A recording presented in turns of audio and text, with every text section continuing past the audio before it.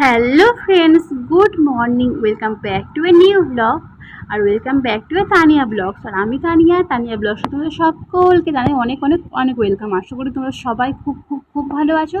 তোমাদের ভালোবাসায়, তোমাদের আশীর্বাদে আমিও খুব ভালো আছি। সকাল থেকে তো বৃষ্টি শুরু হয়ে গেছে। কালকে মানে সকাল থেকে না, কালকে রাত্রির থেকে প্রায় সারা রাত্রি বৃষ্টি হয়েছে আর এখনও পর্যন্ত বৃষ্টি হয়েই চলেছে। তার ফ্রেশ ট্রেশ হয়ে ওপরে যা কাজকর্ম থাকে করে চলে এসেছে এখন ঠাকুর ঘরে।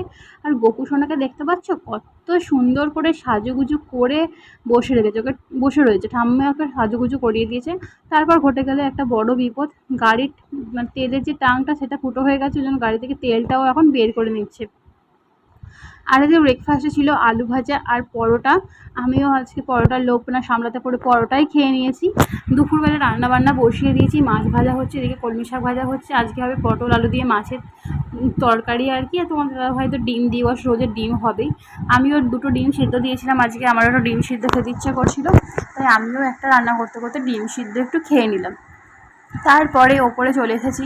আর ওপরে চলে এসে না কিচিরমিচির শব্দ পাচ্ছি, কিন্তু কোথা থেকে পাচ্ছি বুঝতে পারছি না। তারপরে বুঝতে পারলাম উনি আগের দিনকে ভুল করে ঢোকেননি, উনি এখানে জায়গা জমি কিনেছেন, ঘর বাঁধার জন্য এখানে এসেছেন। এইটা পছন্দ যে লাইটটা, ওখানে ঘর করবেও। ভাবো তাহলে পাখা টাকা চলে, সেটাই একটা বেশি চিন্তা। তারপর ফ্রেশ হয়ে গপুকে ভোগ দিয়ে দুপুরবেলা বাপি আর মাকে খেতে দিয়ে দিয়েছিলাম ফার্স্টে, কারণ তোমার দাদাভাই একটু আসতে দেরি হচ্ছিলো, যেন ওয়েট করছিলাম আমি। তারপর আমরাও ভাত নিয়ে দুজনে মিলে খেতে বসে পড়লাম। আর দুজনে মিলে খেতে বসার মধ্যে কিন্তু একটা আলাদাই শান্তি রয়েছে, মানে সকলে মিলে খেতে বসার মধ্যে তো শান্তি রয়েইছে একটা, আর দুজনের মিলে খেতে বসার মধ্যে একটা অন্যরকম শান্তি রয়েছে।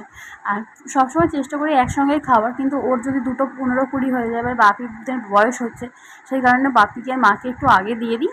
আমি নিচেই ততক্ষণ থাকি, ও এলে খাবারটা খেয়ে ওপরে চলে আসি। আর কোনো কোনো সময় যদি ওর অনেকটা দেরি হয়, মানে 3টে 3:30 বাজবে এরকম বলে, তাহলে আমি বাপি মায়েদের সঙ্গে খেয়ে নিই আর ওর খাবারটা চাপা দিয়ে রাখি। আজকে তো হয়েছিল কলমি শাক ভাজা, পেঁয়াজ রসুন দিয়ে, আর পটল আলু দিয়ে মাছের ঝোল হয়েছিল, তোমাদের দাদাভাই ডিমের তরকারি হয়েছিল, চাটনি হয়েছিল, পাঁপড় ভাজা হয়েছিল। খাওয়া দাওয়ার পরে তোমাদের দাদাভাই এনেছিল লিচু নিয়ে চলে এসেছি আমি এখন ওপরে। লিচুগুলো খেয়ে নেওয়ার পরে ঘুমিয়ে পড়েছিলাম। আর ঘুম থেকে উঠে অনেক দিন থেকেই ভাবছি এই জায়গাটা একটু পরিষ্কার করতে হবে, কারণ এই জায়গাটার কাঁচটা ভেঙে গিয়েছিলো না, তো কাঁচটা আর পাল্টানোও হয়নি, ওই জন্য ধুলোটা একটু বেশি পরিমাণেই ঢুকে যাচ্ছে।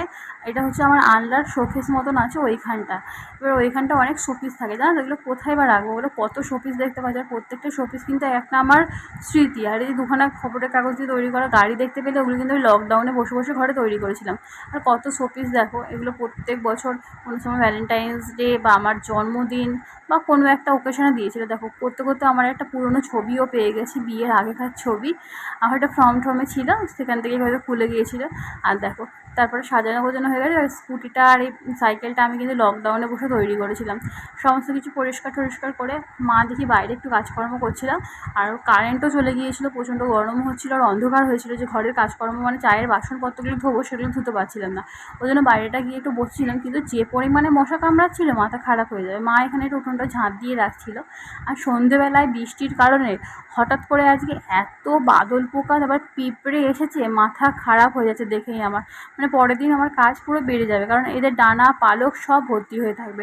তারপর একটুখানি হালকা করে রেডি হয়ে গেছিলাম, নর্মালভাবে একদম রেডি হয়েছিলাম, চুড়িদারটা পাল্টেছিলাম, আর কিছুই করিনি। তারপর বেরিয়ে পড়লাম। আজকে হচ্ছে ডোমজুর মুখার্জি পাড়ায় যে তারা মায়ের মন্দিরটা রয়েছে না, ওইখানে আজকে মানে প্রতিষ্ঠা দিবস আর কি, অনুষ্ঠান হচ্ছে। ভাবলাম সবাই যখন এত মানুষ আছে, তাহলে আমরাও একটু যাই আর তোমাদের সঙ্গেও মায়ের মূর্তিটা একটু শেয়ার করি। আর চলে এসেছি মন্দিরে। এসেই তো দেখতে পেলাম এত পরিমাণে ভিড় মায়ের ভোগ খাওয়ানোর লাইনে। আর মায়ের মন্দিরটা ফাঁকাই ছিল, মন্দিরটা চাবি দেওয়া হয়ে গিয়েছিল, তবু তোমাদেরকে যতটা পারলাম দেখানোর চেষ্টা করলাম। দেখো চাবি দেওয়া হয়ে গেছে, তো অনেক লোকের একটা ব্যাপার, আজকে কোনো রিস্ক তো নেওয়া যায় না। দেখো এখানে কত গোপু সোনাও রয়েছে কিন্তু, হ্যাঁ। আর মায়ের চরণটাও দেখে নাও, যার যা মনস্কামনা মাকে বলো, মা নিশ্চয়ই সকলের কথা শুনবে, সকলের মনের ইচ্ছা পূরণ করবে। আর মাকে কত সুন্দর গয়নাগাটি দিয়ে সাজিয়েছে দেখতে পাচ্ছ, মায়ের মুখটাই যেন একটু অন্যরকম লাগছে। আর দেখো মন্দিরের ওপর থেকে বাইরের ভিড়টা দেখো। আর এখানে একটুখানি মানে গান বাজনাও হচ্ছিলো তারা মাকে নিয়ে একটু মানে কী বলবো, সে যাত্রাপালা টাইপের হচ্ছিলো, আবার তার সঙ্গে গানও হচ্ছিলো। বেশ কিছুক্ষণ দাঁড়িয়ে দেখছিলাম, বেশ ভালোই লাগছিলো। ঠাকুরের ভোগ খেতে খুব ইচ্ছা করছিল, কিন্তু এত পরিমাণ লাইন যে কিছুতেই সম্ভব হলো না, তাই চলে এলাম। তারপরে যে চলে আসলো, তখন আমার মনটা খুব খারাপ ছিল। তারপরে আমাদের সেজো কাকা ভোগ নিয়েছিল, তো সেজো কাকা দিল একটুখানি, তারা মায়ের প্রসাদ পেলাম। আর আজকের দিনটা এইভাবে শেষ করলাম। ভিডিওটা ভালো লাগে চ্যানেলটা সাবস্ক্রাইব করে দিও। টাটা।